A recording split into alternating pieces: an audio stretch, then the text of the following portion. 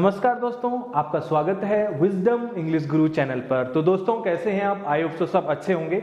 जैसे मैंने पिछले वीडियो लेक्चर में आपको बताया था कि मैं एक नई प्लेलिस्ट आपके सामने लेकर के आने वाला हूं जिसमें कि आप बेसिक से एडवांस लेवल तक की सारी जानकारियां आपके पास होंगी। तो दोस्तों शुरुआत करते हैं हमारा ग्रामर का जो एक मेन पोर्शन है, क्योंकि आप कोई भी बिल्डिंग बनाते हैं तो वैसे जितनी ज्यादा बड़ी बिल्डिंग होगी उतना गहरा उसमें जो है बेस तैयार करना होता है। तो बिल्कुल वैसे ही इंग्लिश सीखनी है तो उसके लिए भी हमें ग्रामर का होना बहुत जरूरी है, ग्रामर का आना हमें बहुत जरूरी है। अब ग्रामर क्या है? इंग्लिश का एक बेस पॉइंट है। क्लियर? तो इसमें देखते हैं कि शुरुआत किस तरीके से होती है। यहां पे आप देख रहे होंगे बोर्ड पे कि मैंने लिखा हुआ है पार्ट्स ऑफ स्पीच, मतलब इसे हिंदी में कहते हैं शब्द भेद। पार्ट्स ऑफ स्पीच क्या करता है? ये जो भी हम सेंटेंस बनाते हैं उसमें जो अलग अलग पार्ट होते हैं वो कोई ना कोई रूप होता है। Clear?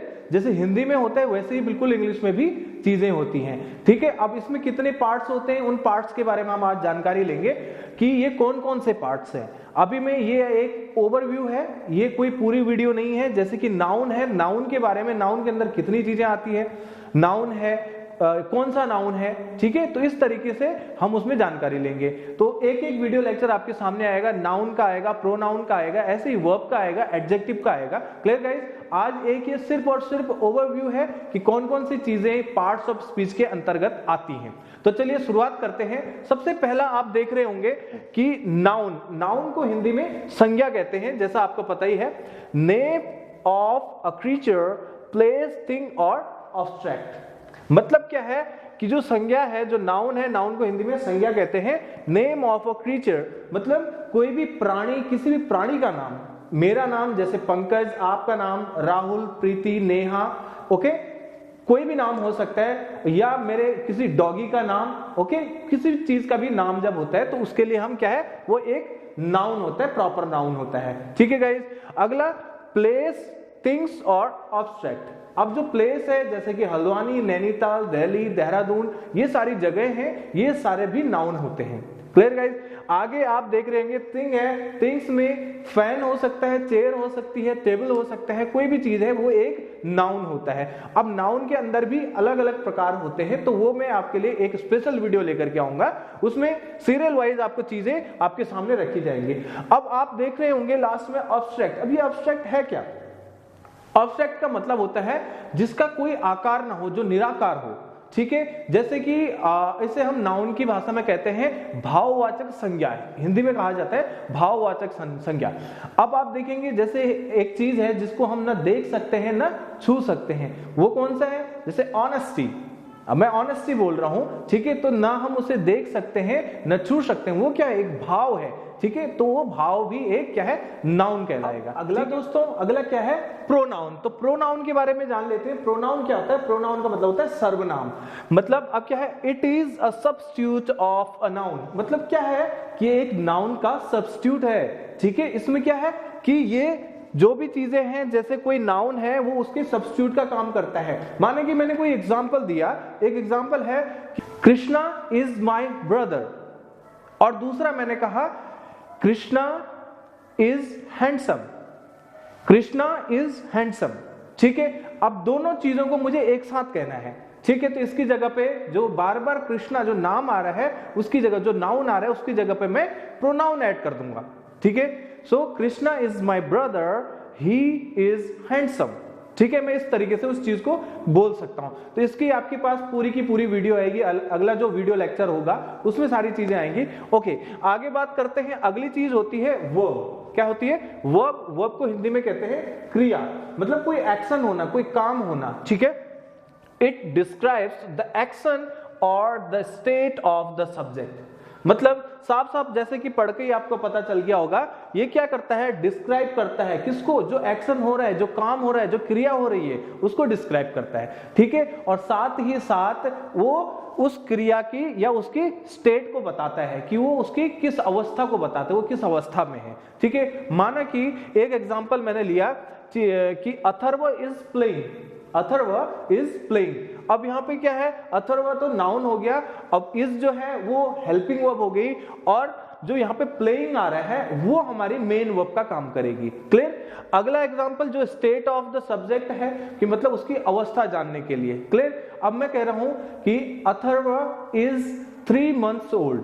Atharva is 3 months old. अब यहां पे आप देखेंगे कहीं भी एक भी मेन वर्ब नहीं है, तो क्या है, वो उसकी अवस्था बता रहा है कि वो कितने साल का है, ये अवस्था बता रहा है। तो यहाँ पे जो इज है ये प्रेजेंट की उसकी अवस्था को बता रहा है, तो इसलिए वो वहां पे एक मेन वर्ब होती है और एक हेल्पिंग वर्ब होती है। तो इसका भी पूरा वीडियो लेक्चर आएगा, उसमें आपको पूरी की पूरी तरह डिस्क्राइब किया जाएगा।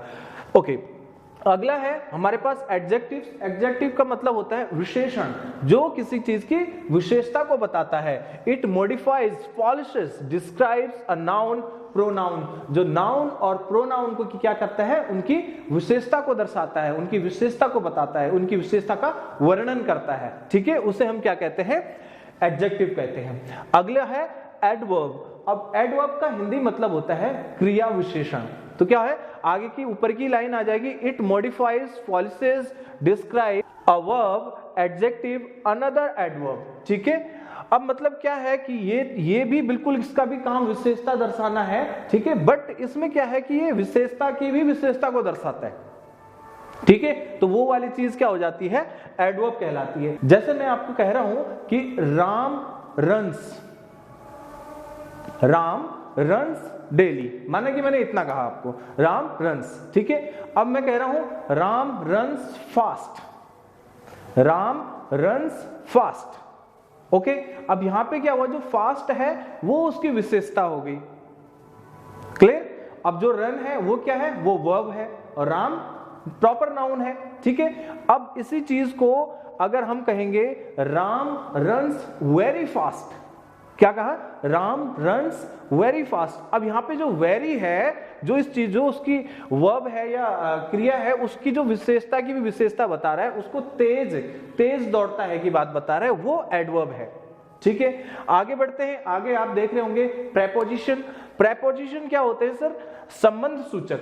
क्या होते हैं, संबंध सूचक होते हैं जो सेंटेंस को मिलाते हैं। तो देख लेते हैं, it express relation of a noun pronoun with other part of a sentences। Okay, इनका काम क्या होता है, मैं कह रहा हूं कि मैं स्कूल जा रहा हूं। अब इसमें क्या है कि I am going to school, I am going to school. अब क्या है, आई एम गोइंग, मैं जा रहा हूं। ठीक है, अब कहां जा रहा हूं, स्कूल जा रहा हूं, बट इसको जो कनेक्ट कर रहा है वो कौन कर रहा है, टू। और टू क्या है, एक प्रेपोजिशन है। तो सारे के सारे प्रेपोजिशन हम आपके लिए एक वीडियो लेक्चर में लेकर के आएंगे, जो कि थोड़ा बड़ा रहने वाला है, क्योंकि बहुत सारे प्रेपोजिशन हैं। तो एक एक करके हम एक एक चीज पर बात करेंगे, नोट टू नोट बात करेंगे। ठीक है, तो आप बिल्कुल भी लेक्चर को छोड़िएगा नहीं। तो देखते हैं, अगला है हमारे पास कंजंक्शंस। कंजंक्शंस क्या होते हैं, संयोजक होते हैं। तो क्या होता है, इसको पहले समझ लेते हैं। It connects word sentences to make it short and effective. अब इसका मतलब क्या हुआ, ये जो सेंटेंसेस होते हैं, ये वर्ड्स को कनेक्ट करके नए वर्ड्स जो कंजंक्शन होते हैं उनको ऐड करके किसी भी बात को सेम रखते हैं, परंतु उसको बोलने का तरीका थोड़ा छोटा हो जाता है। मैं कह रहा हूं सूरज इज गुड बॉय, और दूसरा कहा मैंने विकास इज गुड बॉय। अब ये दोनों को मुझे एक साथ कहना है। ठीक है, तो मैं क्या कहूंगा, Suraj and Vikas are good boys. क्या हो जाएगा, Suraj and Vikas are good boys. अब इसमें क्या हो गया कि मैंने उसकी सेंस भी चेंज नहीं हुई, बात भी वही है, और बोलने का तरीका थोड़ा छोटा हो गया। तो उसके उस समय कौन सी चीजें काम आती है, कंजंक्शंस काम आते हैं, जिनको हम संयोजक कहते हैं। Clear guys? आगे बढ़ते हैं इसी तरह से। इंटरजेक्शन। इंटरजेक्शन क्या होते हैं, विस्मयादि बोधक। अब ये बड़ी मजेदार चीज है। एक्सक्लेमेशन मार्क आपने देखा होगा। ठीक है, expression of sudden Joy, grief, surprise etcetera. इसमें क्या है कि जैसे आपने अचानक से, आपको किसी ने कोई बात बोली, तो कोई सरप्राइज आपको मिल गया, आपने कहा that's amazing, that's great. Okay, जब आप ये चीज बोल रहे हैं तो बोलते टाइम तो अब एक्सप्लेनेशन मार्क को हम क्या है, भाव से पता चल जाता है, परंतु जब लिखते हैं तो वहां पे क्या होता है, एक फुल स्टॉप टाइप का आपने देखा होगा। ठीक है, तो वो क्या होते हैं, इंटरजेक्शंस होते हैं, जिन्हें हम विस्मयादि बोधक कहते हैं। जैसे हम किसी को कॉन्ग्रेचुलेशन कहते हैं, कॉन्ग्रेचुलेशंस, ओके, तो इसका मतलब वहां पे विस्मयादि बोधक लग रहा है, ठीक है। तो इसका भी एक अपना स्पेशल वीडियो लेक्चर आएगा। ये पूरा का पूरा पार्ट्स ऑफ स्पीच का एक एक पार्ट के बारे में हम बात करने वाले हैं। तो आप अगर आप अभी तक नए हैं चैनल पर तो आप चैनल को सब्सक्राइब कर लीजिए ताकि आपको एक एक वीडियो देखने का मौका मिले। ओके, आगे देखते हैं आर्टिकल्स, जो नई चीज इसमें आती है आर्टिकल्स। अब आर्टिकल्स का मतलब अगर देखा जाए तो एक मतलब इसका पैराग्राफ भी होता है, परंतु पार्ट ऑफ स्पीच के केस में इसको हम कहते हैं एक शब्द वर्ग, एक शब्द वर्ग। अब इसमें क्या है, इसमें कितने आर्टिकल होते हैं, क्या आर्टिकल होते हैं, कितने प्रकार के होते हैं और कितने प्रकार के कितने आर्टिकल्स होते हैं, किस तरह से किसका यूज किया जाता है, वो सारी की सारी चीजें किसमें आपके आर्टिकल्स वाले ऑडियो वीडियो लेक्चर में आएगा। क्लियर? अब अ है, एन है, द है। अब द का भी पार्ट होता है, द है या दी है। अगर ऐसा है आप बोलते हैं द बुक और दूसरा बोलते हैं दी एंड, दी एंड। कहां पर, जब आप मूवी देखते हैं तो मूवी जो लिखा रहता है तो उसको हम क्या पढ़ते हैं, दी एंड। तो कुछ ना कुछ लॉजिक होता है, बिना लॉजिक की कोई भी चीज नहीं होती है। तो गाइज ये सारा का सारा पोर्शन आपके लिए हम लेकर के आने वाले हैं। अगला जो हमारा लेक्चर रहेगा वो नाउन के ऊपर रहेगा, तो आप अपना पेन और पेपर अपने साथ रखिएगा तो आप उसको एक एक चीज करके समझ सकते हैं। Clear guys? तो आज के लिए बस इतना ही, मिलते हैं नेक्स्ट वीडियो में। Thank you so much. अगर आपको वीडियो पसंद आया है तो प्लीज वीडियो को लाइक, शेयर और सब्सक्राइब करना न भूलें। नमस्कार।